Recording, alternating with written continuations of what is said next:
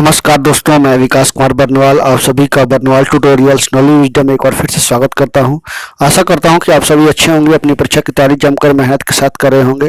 तो चलिए आज की क्लास की इंपॉर्टेंट सेशन की शुरुआत करते हैं। तो बता दूं कि जो भी candidate UGC net commerce paper 2 की तैयारी कर रहे हो तो आप सभी मेरे चैनल को बिल्कुल जुड़ सकते हो। बिल्कुल फ्री ऑफ कॉस्ट में प्रोवाइड करवाई जाती है। बहुत सारी करंट अफेयर्स के साथ साथ इंपॉर्टेंट जानकारियाँ इसमें शेयर की जा रही है। तो फटाफट चैनल को जो है लोगों को शेयर कर दीजिए ताकि लोग भी जुड़ सके। और बिल्कुल फ्री ऑफ कॉस्ट में ये क्लास प्रोवाइड करवाई जाती है, जिसमें आपको इंडियन इकोनॉमिक, वर्ल्ड इकोनॉमिक्स जुड़ी हुई और भी बहुत सारे बेसिक पॉइंट्स क्लियर कराए जाते हैं। तो आप सभी का वेलकम है हमारे चैनल में बर्नवाल ट्यूटोरियल्स नॉलेज वीडियो में। तो बता दूं कि आज का ये इम्पोर्टेंट सेशन बहुत ही इम्पोर्टेंट होने जा रहा है। तो बेहद ज़रूरी है कि हम अपनी इंडियन इकोनॉमी, वर्ल्ड इकोनॉमी को जानें और जो भी सवाल यूजीसी नेट कॉमर्स पेपर 2 में आ रहे हैं उन सभी को जानने की कोशिश करें। तो चलिए आज का ये इम्पोर्टेंट सेशन की शुरुआत करते हैं। तो फटाफट चैनल को सब्सक्राइब कर दीजिए। तो चलिए बता दूं कि एशियाई अमीरों में संयुक्त संपत्ति इस वर्ष करीब 100 अरब पाउंड रही है, जो पिछले वर्ष की तुलना में 20% अधिक है। एशियन मीडिया ग्रुप द्वारा जारी की गई सूची में हिंदुजा परिवार लगातार 7वें साल शीर्ष पर रहा है। उसकी संपत्ति 2.5 अरब पाउंड की वृद्धि हुई है। तो ये काफी इम्पोर्टेंट सवाल बन सकता है। वित्त मंत्री निर्मला सीतारमण ने राज्यसभा में कहा है कि कैबिनेट की मंजूरी मिलने के बाद सरकार जल्द ही क्रिप्टो करेंसी पर एक नया बिल लेकर आएगी। तो बिल्कुल बेहद जरूरी है कि जिस तरह से इसमें क्रिप्टो करेंसी का जो है मिसयूज हो रहा है और लगातार जो है इसका दुरुपयोग के बाद ये स्थिति देखने को मिली है, तो बहुत ही जरूरी था। तो बुलेटिन के भाग 2 में शामिल किया गया बिल का उद्देश्य आरबीआई की डिजिटल करेंसी को लेकर एक फ्रेमवर्क तैयार करना है। तो चलिए आगे जानते हैं। रेरा है regulatory authority, state real estate authority of India ने जो है पूरी तरह से लागू किए करीब 4.5 वर्ष हो गए हैं रेरा को। इस दौरान अथॉरिटी ने मकान खरीदारों की तरफ से दर्ज कराई गई 78,903 शिकायतों का निपटारा किया है। खास बात है कि लगभग इसमें 47,854 शिकायतें सिर्फ 2 राज्यों उत्तर प्रदेश में की गई है। वही प्रोजेक्ट रजिस्ट्रेशन के मामले में महाराष्ट्र, गुजरात और कर्नाटक सबसे आगे है। तो आप देख सकते हो कि नागालैंड को छोड़कर सभी राज्यों में रेरा कानून लागू हो चुका है। तो 25 राज्यों में और यूटी में जो रियल एस्टेट रेगुलेटरी अथॉरिटी स्थापित कर ली गई है। 5 राज्यों में अभी अंतरिम तौर पर जो अथॉरिटी की स्थापना की गई। 24 राज्यों और यूटी में रियल एस्टेट अपीलेट ट्रिब्यूनल का भी गठन किया गया है। 4 राज्यों में अभी अंतिम तौर पर जो है काम जारी है। तो 6.5 लाख हाउसिंग प्रोजेक्ट 7 साल से अधूरे पड़े हैं। शिकायत निपटारे में टॉप 5 राज्यों की सूची देख सकते हो। प्रोजेक्ट रजिस्ट्रेशन में भी टॉप राज्यों की सूची आप देख सकते हैं। तो चलिए ये थी रेरा से जुड़ी जानकारी। आगे मैं बता दूं इंटरेस्ट मीटर है ना। इंटरेस्ट मीटर ये छोटी छोटी जानकारियां हैं जो कि दैनिक भास्कर के द्वारा जो है दिखाई जाती है। तो उसी का स्रोत से मैंने आपको बताने की कोशिश की है। ए रेटेड कंपनी अपनी कॉर्पोरेट एफडी है ना, कॉर्पोरेट एफडी फिक्स डिपॉजिट पर ऑफर कर रही है 6.5% से अधिक की ब्याज दर। तो आप देख सकते हो Shriram transport finance, ICICI home finance, HDFC limited, Bajaj finance, Mahindra finance, ये सभी जो है वरिष्ठ नागरिकों के लिए, सीनियर सिटीजन के लिए जो है ये ब्याज दर पे वार्षिक जो है शायद लगभग देख सकते हो कि 60 माह का है, फिर से 72 से 120 माह का है, 99 माह का है, 36 माह का है, 60 माह का है। तो ये सभी जो है 7.5%, 6.65%, 6.55%, 6.50, 6.45% की जो है दर से एनुअली जो है एफडी पे ये इंटरेस्ट देंगे। नेक्स्ट चलते हैं। क्या आप जानते हैं दुनिया का सबसे बड़ा डेरिवेटिव एक्सचेंज है एनएससी। वैश्विक बाजार में 21% हिस्सेदारी है। NSC national stock exchange trading volume के लिहाज से दुनिया का सबसे बड़ा डेरिवेटिव एक्सचेंज है। ग्लोबल डेरिवेटिव मार्केट में एनएससी की हिस्सेदारी 21% है। ब्राजील की B3 स्टॉक एक्सचेंज 13% हिस्सेदारी के साथ दूसरे स्थान पर है। अमेरिका की CME ग्रुप इस बाजार में 11% हिस्सेदारी रखता है। अन्य की हिस्सेदारी 5% से ज्यादा नहीं है। न्यूयॉर्क स्टॉक एक्सचेंज में भी बाजार में सिर्फ 1% हिस्सेदारी रखता है। दुनिया की 6ठी सबसे बड़ी अर्थव्यवस्था भारत का सबसे बड़ा स्टॉक एक्सचेंज है। करेंसी फ्यूचर ट्रेडिंग में दुनिया का दूसरा सबसे बड़ा डेरिवेटिव एक्सचेंज एनएससी है। कैपिटल मार्केट में कैश सेगमेंट में दुनिया का 4था सबसे बड़ा एनएससी ही है। सिंगल स्टॉक फ्यूचर कनेक्टिविटी के मामले में 4था सबसे बड़ा एक्सचेंज है ये। तो स्मार्ट बीटा फंड क्या है, ये काफी इंपॉर्टेंट सवाल बन सकता है। स्मार्ट बीटा फंड एक एक्टिव और पैसिव के बीच एक फंड है। इसमें पैसिव फंड की तरह इसमें इंडेक्स फंड बनाया जाता है। साथ ही इसमें एक्टिव फंड की तरह फंड मैनेजर छोटे छोटे बदलाव करते रहते हैं, जैसे कि शेयरों में वेटेज में बदलाव या किसी अन्य पैटर्न पर इसका इंडेक्स बनाना।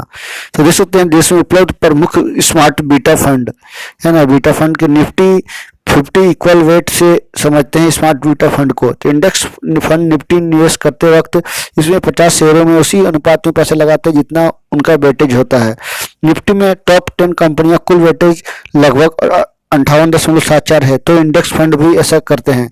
Smart beta fund Nifty 50 equal weight Nifty के सभी शेयरों में लगभग बराबर अनुपात में निवेश करता है, यानी निफ्टी के सभी 50 कंपनियों में लगभग 2-2% निवेश है। निफ्टी 50 इक्वल वेट में ने अक्सर निफ्टी 50 से बेहतर रिटर्न दिया है। तो देख सकते हो निफ्टी 50 इक्वल इंडेक्स फंड जो है डीएसपी एचडीएफसी एमएनसी का फंड हाउस है। उसी तरह से निफ्टी 100 इक्वल वेट है। निफ्टी अल्फा 50 इंडेक्स है। निफ्टी अल्फा लो वैरायटी 30 है। निफ्टी डिविडेंड अपॉर्चुनिटी 50 है। निफ्टी 100 क्वालिटी 30 है। निफ्टी मिड मैप 150 यावा 50 है। ये थी स्मार्ट बीटा फंड से जुड़ी हुई जानकारियाँ। तो चलिए आगे मैं और बहुत कुछ जानकारी देने वाला हूं, तो लगातार देखिए और लोगों को शेयर कीजिए, अंत तक वीडियो को देखिए। तो चलिए नेक्स्ट बता दूं कि एशियाई विकास बैंक यानी एडीबी, जिसकी राजधानी कहाँ है, मनीला में है, ने भारत को कोरोना टीका के लिए खरीद के लिए 11,185 करोड़ रुपए के ऋण की मंजूरी दी है। भारत ने चीन के एशियन इंफ्रास्ट्रक्चर इन्वेस्टमेंट बैंक से करीब 3,724 करोड़ रुपए की ऋण की मांग की। वरिष्ठ नौकरशाह विवेक जोहरी को केंद्रीय प्रत्यक्ष कर एवं सीमा शुल्क बोर्ड यानी सीबीसीआई का जो है नया चेयरमैन नियुक्त किया गया है। वह एक अजीत कुमार का स्थान लेंगे, है ना। उनका कार्यकाल इसी माह के अंत में पूरा हो रहा है। नेक्स्ट बता दूं Indian institute of cost accounts of India के अध्यक्ष पी राजू अय्यर को चुना गया है। विजय शर्मा को उपाध्यक्ष चुना गया है। अय्यर जो है वित्त पर लागत प्रबंधन, परियोजना प्रबंधन और शिक्षा जैसे क्षेत्रों के विशेष गंभीर हैं। तो भारत में कहाँ कहाँ हो रहा है भंडारण, तो 74 दिनों के इस्तेमाल करने लायक तेल भारत के सभी राजनीतिक भंडार में अभी मौजूद हैं। तो भारत का क्या है मकसद, तो चलिए बता दें। भंडारण से जुड़ी हुई, पेट्रोल से जुड़ी हुई जानकारियाँ ये है। सामरिक पेट्रोलियम भंडार कच्चे तेल से संबंधित किसी भी संकट जैसे आपदा, युद्ध आदि के दौरान आपूर्ति में व्यवधान से निपटने के लिए बनाए गए हैं। इन्हें रणनीतिक तेल भंडार भी कहा जाता है। भारत अन्य देशों के साथ मिलकर इसे निकाल रहा है ताकि अंतर्राष्ट्रीय बाजार में कीमतें कम हो सके। देश में पश्चिमी और पूर्वी दोनों तटों पर रणनीतिक तेल भंडार मौजूद हैं। आंध्र प्रदेश के विशाखापट्टनम और कर्नाटक के मंगलुरु और पुदुर के भूमिगत तेल भंडार बनाए गए हैं। इसकी कुल क्षमता लगभग 3.8 करोड़ बैरल है, तो काफी बड़ा है। कर्नाटक में भी है, मैंने बताया, आंध्र प्रदेश में है, उड़ीसा का चंडीखोल में भी है। तो नेक्स्ट चलते हैं, एक इंपॉर्टेंट जानकारियां मैं आपको शेयर करने वाला हूं कि यूपी में इस तरह सबसे बड़ी संपत्तियां हैं जो भारत सरकार जो है शत्रु संपत्ति के रूप में इसको जो है रखने वाली है, जो कि बहुत ऐसे लोग हैं जो भारत से छोड़कर चीन या पाकिस्तान में चले गए हैं या वहां का नागरिकता ले लिए हैं, तो उनकी संपत्तियों को सरकार करेगी। तो आप देख सकते हो उत्तर प्रदेश में 6,225 करोड़ रुपए है। तो बटलर पैलेस लखनऊ जो कि 6,042 करोड़ रुपए की संपत्ति है। तो 12,600 से अधिक अचल संपत्तियों का निपटान करेगी सरकार। 12,485 संपत्तियां पाकिस्तानी नागरिकता लेने वालों की है। 126 संपत्तियां चीन की नागरिकता लेने वालों की है। तो सबसे ऊपर में उत्तर प्रदेश था। क्या है आईपीओ फंड, यह म्यूचुअल फंड की स्कीम है। इस स्कीम का पैसा कंपनियां आईपीओ में लगाती है। आम निवेशकों के मुकाबले म्यूचुअल फंड पेशेवर ढंग से फंड का प्रबंधन करते हैं, जिससे लाभ कई गुना अधिक मिलने की उम्मीद रहती है। विशेषज्ञों का कहना है कि अगर आईपीओ में शेयर बाजार नहीं मिले तो म्यूचुअल फंड के जरिए बहुत अच्छी कमाई की जा सकती है। हालांकि बाजार की श्रेणी में एडलवाइज आईपीओ फंड का विकल्प मौजूद है। नेक्स्ट चलते हैं, 1% से कम रहेगा सिल्वर ईटीएफ में एक्सपो रेशियो।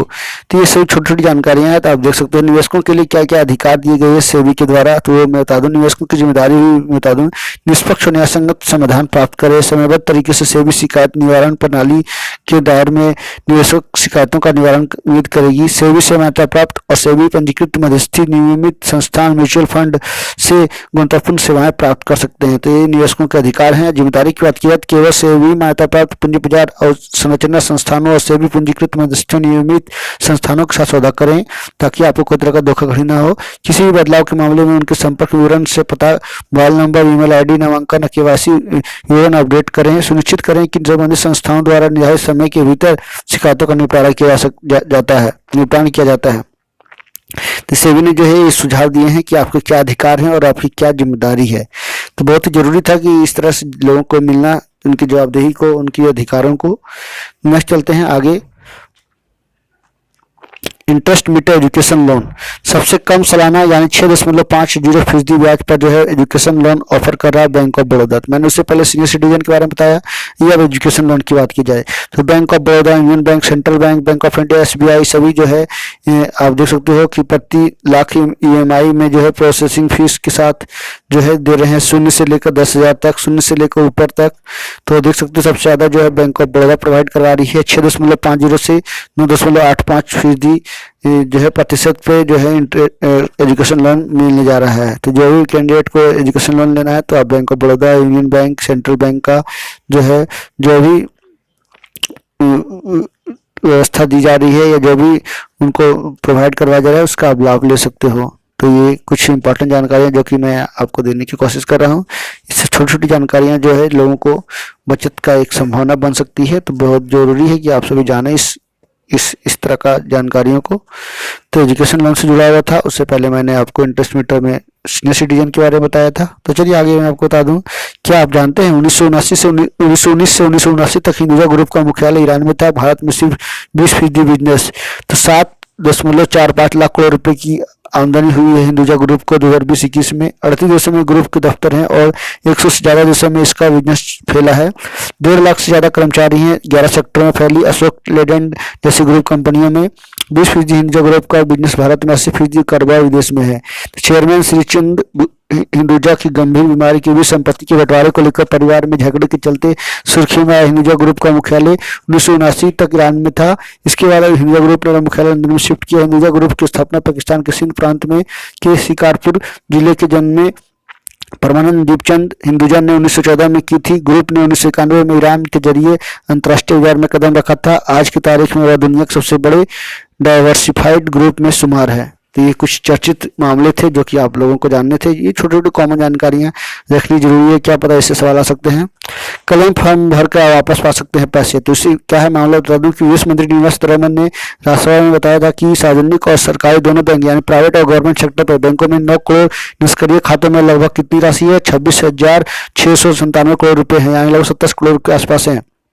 पिछले 10 सालों के दौरान इन खातों में किसी तरह का लेन देन नहीं किया गया है।